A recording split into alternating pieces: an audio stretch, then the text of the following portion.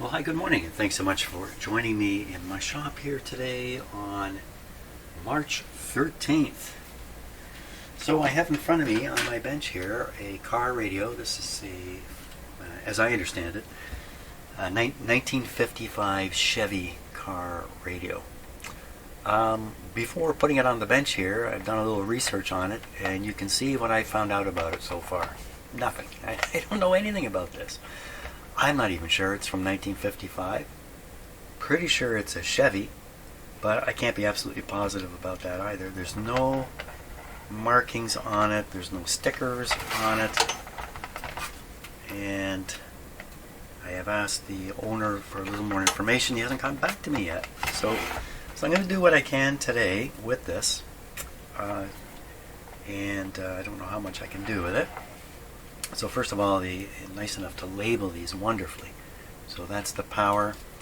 It's a great big flag on it. It's 6 volts only, not a 12 volt. 6 volts. That's the way cars were back then. And this is the lamp power input. You know, the lamp power is a separate thing. It goes in, meets up with the on-off switch or something like that. Comes out and powers up the light. And the light is take it out right now, but the other lead to the light is the frame, like it is in a car. And is it negative grounded? Is it positive grounded? You know, I got my thinking on that, but and I know the owner told me, but I've forgotten already. I wouldn't rely on my memory anyway for such an important thing. You would not want to connect this up backwards. So it looks like I'm looking at the top. Looks like the top can be released just by pulling out this one screw here. Maybe there's information inside on the inside of the lid. Let's take this out and we'll see what we find inside. So I may not get very far today because you know, it's just somebody else's radio and I don't want to gamble with it in any way.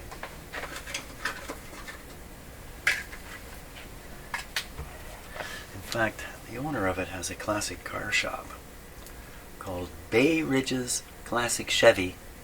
It's north of Pickering in Ontario. But I think this is his personal car radio. Okay, I've taken the screw out, so we should be able to lift this off.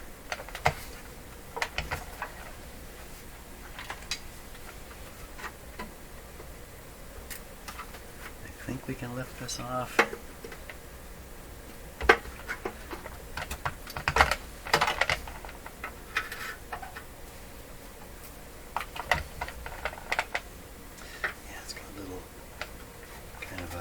Latchy things there, so it's just got to come up the front here.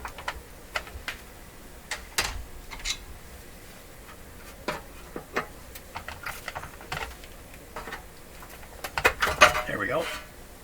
Nothing. It's look at how black that is. That's been spray painted, I think. Black it is, and oh my gosh, this guy's not in good shape here at all. This is a radio never been worked on. Oh boy, oh boy, oh boy. You see the end is popping right out. This capacitor's coming right apart here. Like this one's doing the same thing. It's probably sitting in a car that periodically got very hot from sunshine. It's sitting under the dash, no doubt. And not only it has its own heat. What is going on here? You know, a resistor and a coil. Isn't that an unusual arrangement there? There's lots of dust on everything. It's reluctance tuned. So it's not tuned by a capacitor, tuned by coils. So we don't see too much here. What's under there?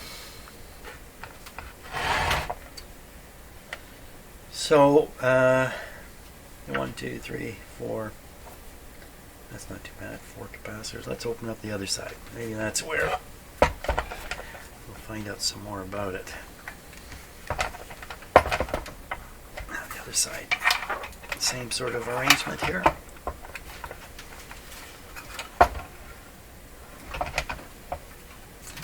In this case, it's got the clips here. Do these 2 screws, that looks like it. Okay, 2 screws.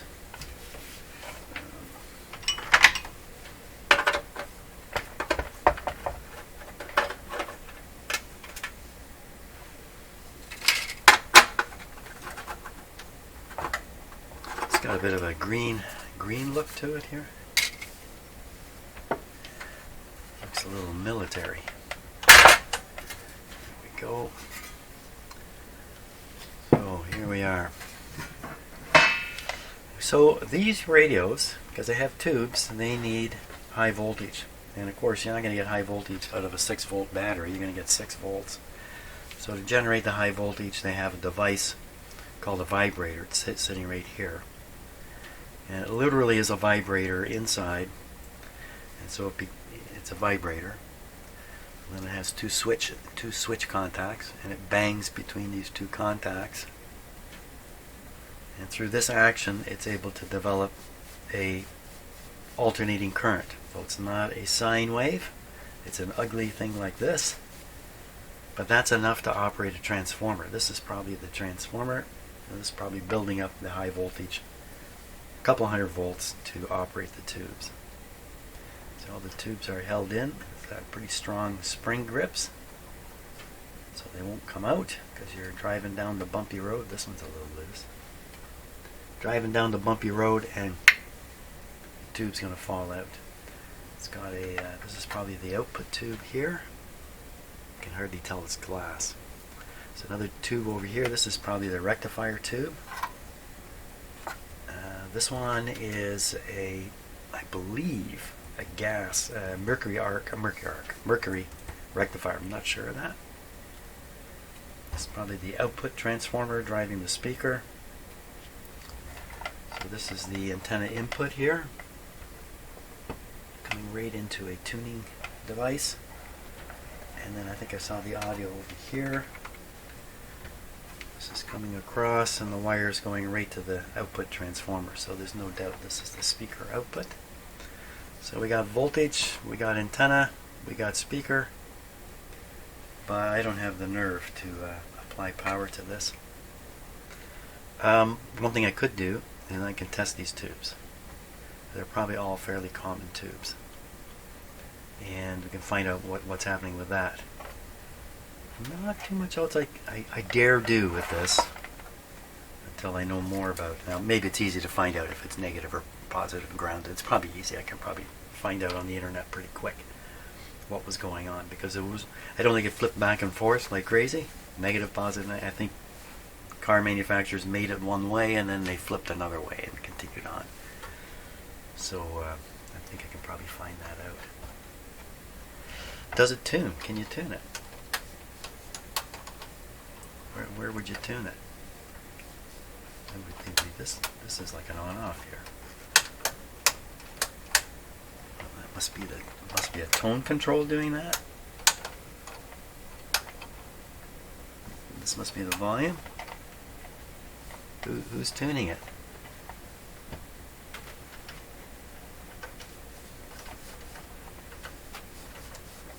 Oh yeah, I can see it moving down there now. Yeah.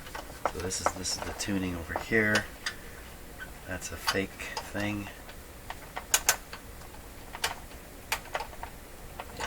So it's on, off, volume, tone, tuning, fake. Push buttons. Let's see. So this is a mechanical button arrangement.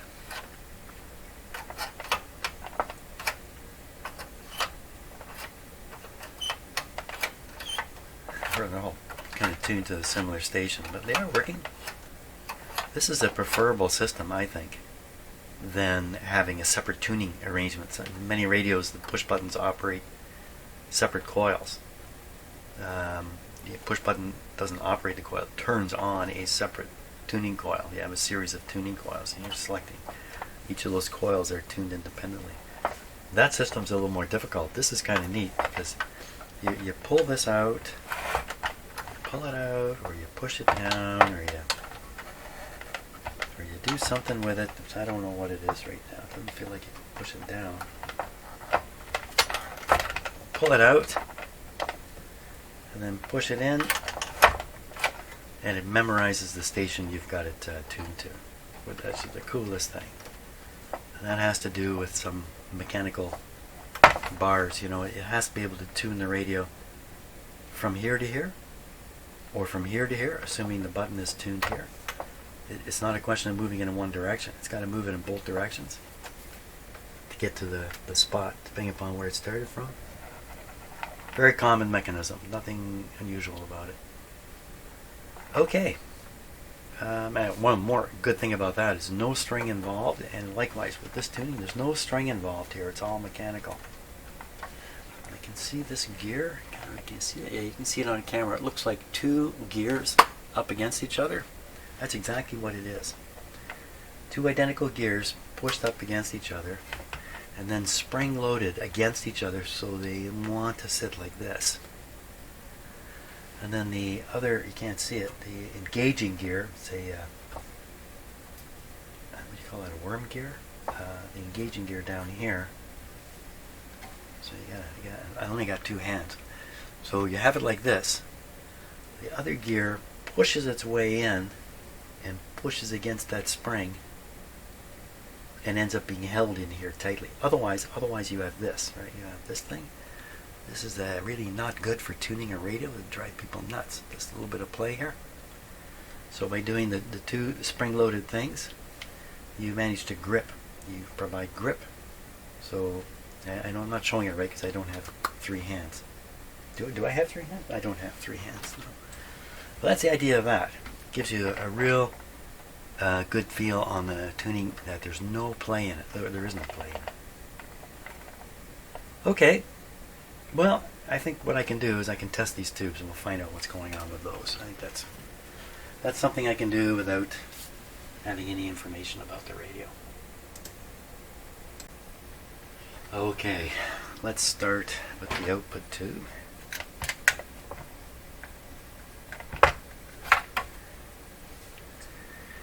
And it is a 6V6, very common output tube. Okay, we're going to put that in the tube tester here. Take a couple minutes to set it up for this tube, and then we're going to run the test on it.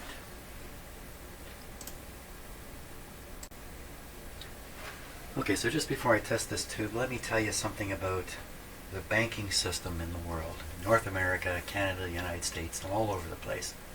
Something you probably don't realize. You probably think when you go in a bank and you borrow money, that they take the money from some account, maybe a bank account, and they stick it in your account, and now you've got the money, and away you go. And you pay the money back, and everything's okay. That's not at all what's happening. Not at all what's happening. Would you believe when you go to a bank and borrow money, they just create the money on the spot? They don't have it. They create it. How do they do that?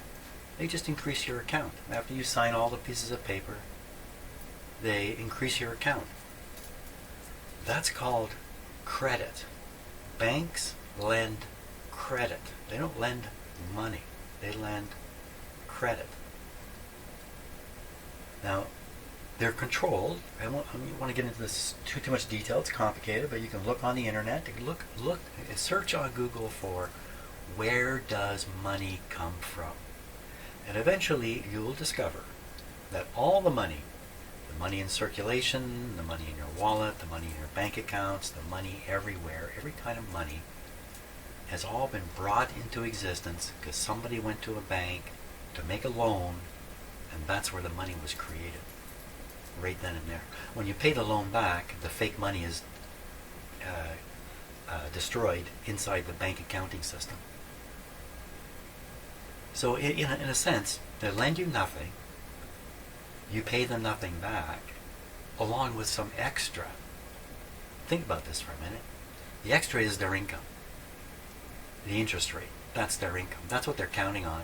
Getting the credit solved on their books, well, it's an accounting problem for sure, and there's rules they have to follow and stuff like that, but the main thing is they want to get the money out of you. So that's kind of what the banking system is all about. They lend you credit, You pay it back with extra money. The extra money is their money to play around with, to spend, to hire their staff and do all that kind of stuff. Okay, so look at that up anyway, because once again, the American banking system, because it's not regulated, is collapsing. Once again, every 10, 15 years, the American banking system collapses and drags all kinds of others kicking and screaming with it. So Canada, we've learned our lesson, and we are fairly impervious to what is going to happen in the United States. When the 2008 crisis occurred, we got along pretty good here in Canada because our banks didn't fail, because our banks are highly regulated. We have a totally different system here from the American system. We actually have a system here. That's what I would say. Okay, I don't want to dwell on that, but it is top of the news right now. So let's double check this. 6v6. I share that story with anybody and everybody to try to open everybody's eyes to the shell game played by the banking industry, which I call banksters. They are banksters. Imagine that. I could lend you nothing and get something back in return for it. That's the business they're in. I better concentrate here. See, I'm a little upset about it. I learned this when I was in college. I studied electronics in college, and for fun, I picked up a little book called The Canadian Economy and Its Problems. I don't know anything about that, so I thought, I'll just read a little bit in here. Read the first chapter and read the first paragraph in every chapter. You can absorb 80% of what's in a book by doing stuff like that. And I came across the section on where does money come from, and I had to reread it 3 or 4 times. I could not believe what I was reading. And now when I share the story with other people, they look at me with crossed eyes because they can't believe it. What do you mean they make up the money? Well, what do you read some stupid website or something? How'd you get that crackpot idea in your head that the money is all just made up? I got it out of a textbook. So anyway, yeah. See, I'm really upset now because the same thing's happening again. Okay, back on the tube. You plug the tube in. Filament voltage is 6.3. Now we know why tubes have 6.3 volt. Why not 6 volts? Why are they 6.3? Well, that's because a 6 volt lead acid battery produces 6.3 volts. It doesn't produce 6 volts. Your 12 volt car battery produces 12.6 volts. 6.3 volts. That's why tubes are set to 6.3 for cars. Old cars. This one in particular, this is a 6 volt car. Okay, so we can see it heating up. Now we're going to look for shorts within the tube by doing this and watching the pointer. The funny lighting here that I'm using is required so you can see the scale. Okay, so we're going to push the GM test button, and what we would expect if this doesn't get above 1220, the tube tester suggests I sell in a new tube. So there's 1220. Where do we go? Okay, so it's good. This certainly wouldn't stop the radio from working by any means. It's actually pretty good shape. Okay, that's tube 1, and I promise not to give any more speeches. Okay, next tube is a 6BA6. Plug it in here. Double check the settings. 6BA6. Signal level 4. Bias 10L. The numbers are 52763, 52763, 4100, 33. C. Very good. Okay, check for shorts in the tube. Nope. Now this tube, if it's good, if it's good enough, 960, so about 1,000, above that line there. Oh, it's right on it, isn't it? So it's there. It won't stop the radio from working, but the radio may be a little weak because of this.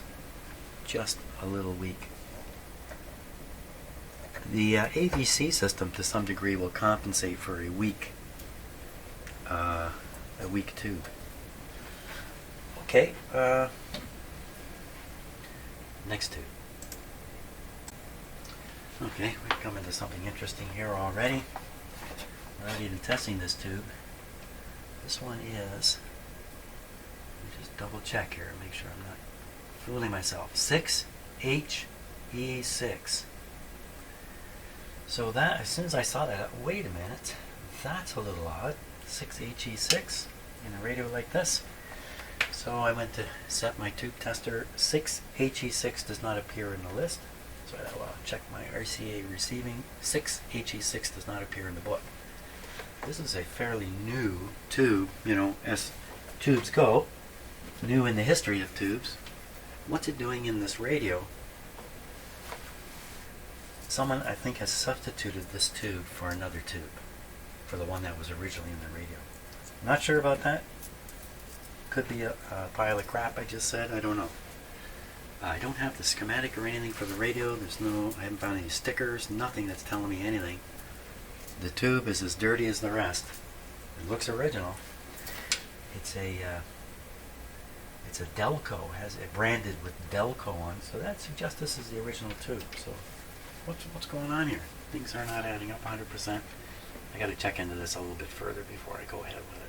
And how am I going to test it on the tester? Good question. Okay, I'll hold the fort a minute here. Now look at this a little closer under the brighter light I just had on. 6BE6. Well, that makes perfect sense. Okay. That's the story. It's a 6BE6. So I will set this guy up now for a 6BE6. That's exactly what I would expect to be there too. Okay, ready now for the double check. 6BE6. Signal level 4. Bias is 8 low. The numbers are 51763, 51763, 3000. Very good. 41 on the sensitivity, C for the plate. We're good to go.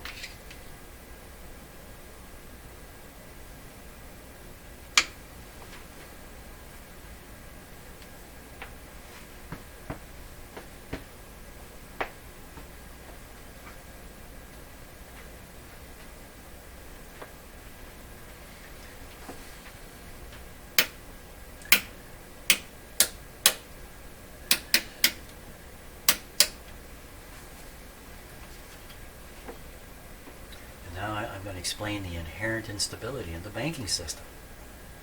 If money comes from loans, but the loans have to be paid back with more money than a loan, where does the more money come from? The more money comes from an expanding economy where people are borrowing the more money all the time. The debt is expanding all the time. The moment the debt collapses or shrinks, something's not going to work out. Some bank's not going to get paid. Some loans are going to go bad. Remember, they don't need the money back. They don't need that capital back. They need the interest payments to run their business. The capital is just smoke and mirrors from their end. Not from your end. The money is as real as any money. Once you get it in your hands, it's in your account. But from their point of view, it's not. It's credit. It's not money. I said I was going to do any more speeches, but this thing is so important to me. I have read so much on it, and I know from talking to people, so very few people have any idea how it works. Why would that be? Why would we not understand the basic mechanics of one of the fundamental institutions in our society? Why is that? Have the answer. Now what was I going to do? Did I do this already? I'm totally lost here. I'm going to have to stop and just kind of relax and get... Well, I can't, because if I turn on the news, guess what's on the news? Bank failure, bank failure. 15, okay, so 1570 is the reject point. That's right about here, about halfway up. Wow, so this one's weak. That's 2 weak tubes. You know, maybe 1 weak tube, not so bad. 2 weak tubes. Hard to say. You actually have to play the radio to find out. To some degree, these tube testers are tube selling machines. To some degree. Okay. Next tube. No more speeches. I'm so wound up on this banking thing, I'm talking to myself while I'm doing this. Okay, well, of course I'm talking to myself right now.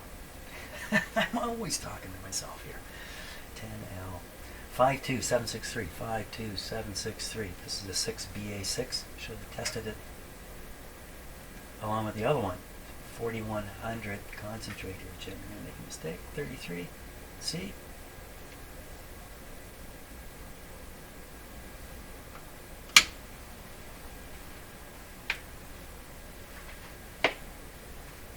So the basic way these tubes wear out is they're conducting current through them from something called the cathode to something called the plate. And the cathode is where the electrons are coming off. The cathode is the thing that's heated up. You see glowing red in here. The electrons can come off of it.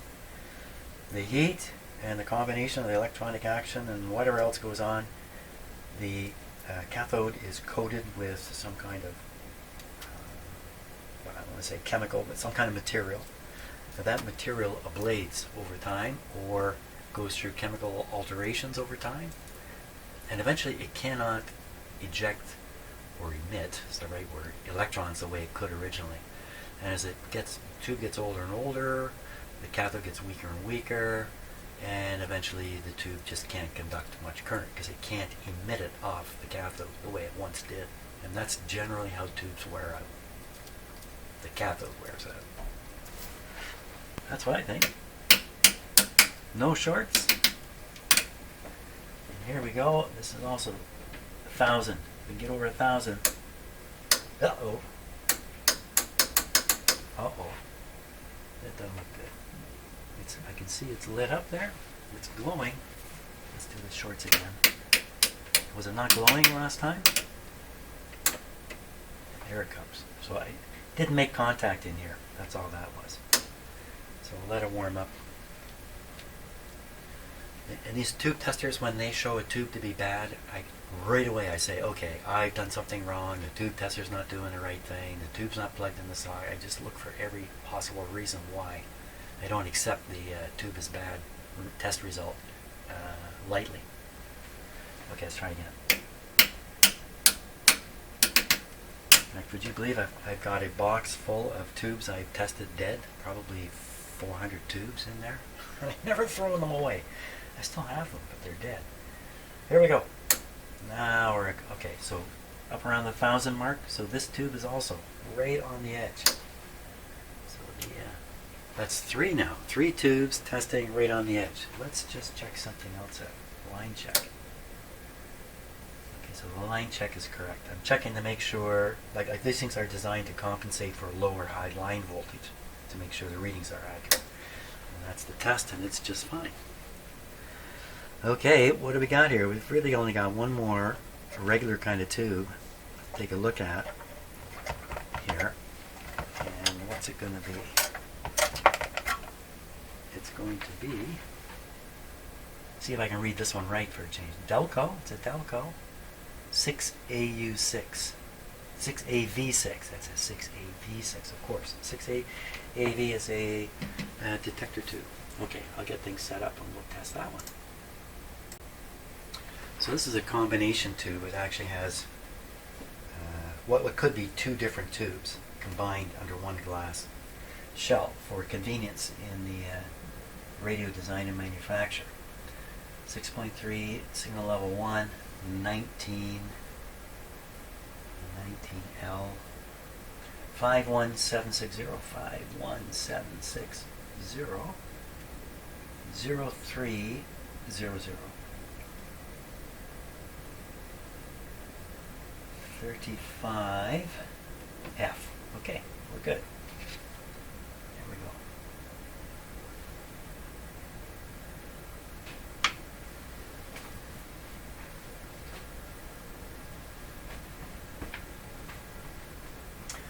When you borrow money, at least in a Canadian bank, one of the documents you sign, they shove a lot of documents at you while you're signing all this stuff. One of them often comes out in a chip, a piece of paper about this big. It's a half-size piece of paper. Used to be anyway. Don't know about how they do it now. But it came out in this size, and it was called a promissory note, and you have to sign it. And once, when I was floating a loan years ago, I asked, because I was curious, because I'd read this book when I was in college, and I asked, what's this promissory note? And they just sloughed it off. It's just one of those things. Yeah, it's just one of those things you got to sign. Well, now I know what the promissory note is. The promissory note is your promise to pay them. They take that note and they put it in their accounting system as if it has value. And then they lend you the money that you're borrowing against your promissory note. Huh? So by signing the promissory note, you are giving the bank the accounting position it needs to extend credit to you. It all seems to be going around in a circle, doesn't it? Down it goes. Okay, we're ready. Yeah, if the banking thing sounds like a shell game, it is. It's completely a shell game. It's a house of cards. As long as the economy is expanding, more money's being borrowed, the money's there to pay the interest, the whole system keeps operating. But as soon as things start to shrink, and you know what? We've all agreed with our banks that if things get tough, we'll give them money. We'll give them our house, our car. If things get really tough, we'll just give them everything we've got. We signed agreements to this when we got engaged with the banksters. So they're not going to get hurt. They never get hurt. And I know what my next speech is going to be about. Did I push this button? I don't even know now. What am I doing? I'm totally befuddled. Befuddled person this morning. It's supposed to come up to 1,000. What's it doing way over there? Okay, I'm talking too much, I'm losing control of myself here. Because I'm worked up. 51760 0300. It's all set right. Yeah, everything's set right. That's the reading. We got a good tube here. Okay, now we got to do another test on it. Half the tube is good. That was the amplifier portion of the tube. Now we're going to do the diode portion. The numbers are 01763, 01763, and P000.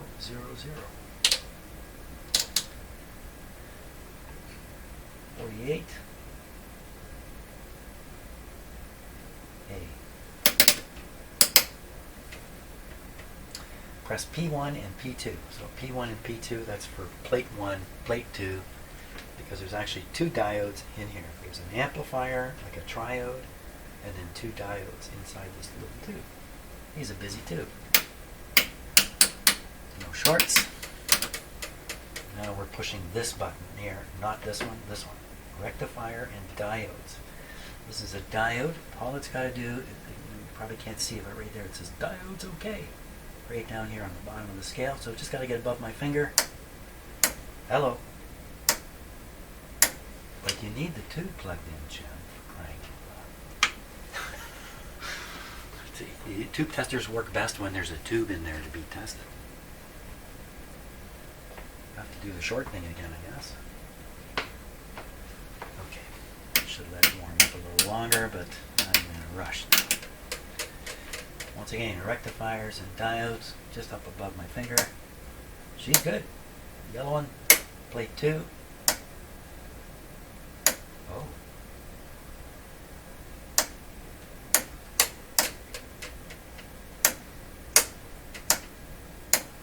Maybe it's just tube contact here, not good. Yeah, I think it's just a tube socket. You can imagine tube sockets wear out in tube testers. One tests a little higher than the other. But the tube works. It will not stop the radio from working. There's no tubes in here that would stop the radio. There's some weak tubes. Maybe the radio wouldn't be as good as it could be. Let's just go over here. Okay, so that's kind of it for the tube testing. I mean, there's one more tube here. It says that's it for the tube testing. There is one more tube. That's this one. This is a OZ4, I think. Yeah, OZ4. This tube, made in USA. This is not a normal. This is not a regular kind of tube. There's no heater in here, I think. I'll see if I can test it on the tester. I'm not sure if I can. That's the rectifier tube. Okay, this tube tester will test zero. I guess is it a 0Z4 or an OZ4? I think it's a 0Z4. It's on the list here as a 0Z4. So filament 115. Kind of surprising. It's a rectifier, no signal, no bias. The settings for the switches are 0030P, 0030P, 0060, 0060, 7 on the sensitivity, E for the plate, and then the test is done. Rectifiers and diodes. This is a rectifier that needs to come up this high. Let's pop it in. Now I'm not sure that there's a filament inside this. I just don't know. 115 volts. So this is a car radio. This is set to 115 volts, and it's a car radio. There's no 115 volts available. So I think this is an unheated tube. Okay, there we go. So it has a warning here, warning F. That means when we get this control over to position 1, the meter will go full scale. That's to be expected. There it goes. Oh, it didn't go full. What's that mean? That means I'm not going to worry about it. Okay, now test the tube. Do the rectifier. Right. There we go. It should come up past my finger. And it does. And there's another one. And it does. So, no problem with this tube. I'm not sure if there's a heater in there or not. Okay, now that really is everything except for the vibrator, which I have no way of testing it, and the radio will be the test. That the suspicion is the vibrator doesn't work in this radio, and that's really the problem. We do have a couple of weak tubes. Again, I don't think they would stop the radio from working. And you know, the volume control compensates for a lot of stuff. So if you have a weak radio, you just end up turning the volume up a little higher, and you really don't even realize that that's what you've got going. Weak radio. This guy's not clipping. Okay, so I'm going to clip these tubes back in properly, and that might be it for today. Okay, I don't think there's anything else I can do with this radio right now, so I'm going to call it quits for today here. My last comment. The whole video I've been giving speeches here. We hear a lot about money. We hear a lot about money. We think a lot about money. Money's important to us. We have to have some money to go to the store and buy stuff. From a high-level economic point of view, though, money is just lubrication. Economics is all about what people are doing. What are people doing? And money didn't build this radio. People built this radio. Money didn't design this radio. People designed this radio. Money doesn't do anything. People do everything. So why are we constantly talking about money? Because some people obtain money using money. Okay? They're not building the radio. No, they're not making anything. They're using money and the money system to transfer wealth to them without doing any real work. Really? Yeah. So the real question for all of us normal people is, what are people doing? When you're going to consider economics, What are we doing with people? That's really the question. The financial side, it's a bunch of manipulated lubrication that people use, cheap money into their own pockets. That's my opinion. Okay. So, I guess you know who doesn't have any money. That would be me. So thanks a lot for watching this video. I apologize for all the speeching there. This is something that's near and dear to my heart and has been all my life. Very few people seem to know about it. I invite you once again, get on the internet, type in where does money come from, and read. See ya.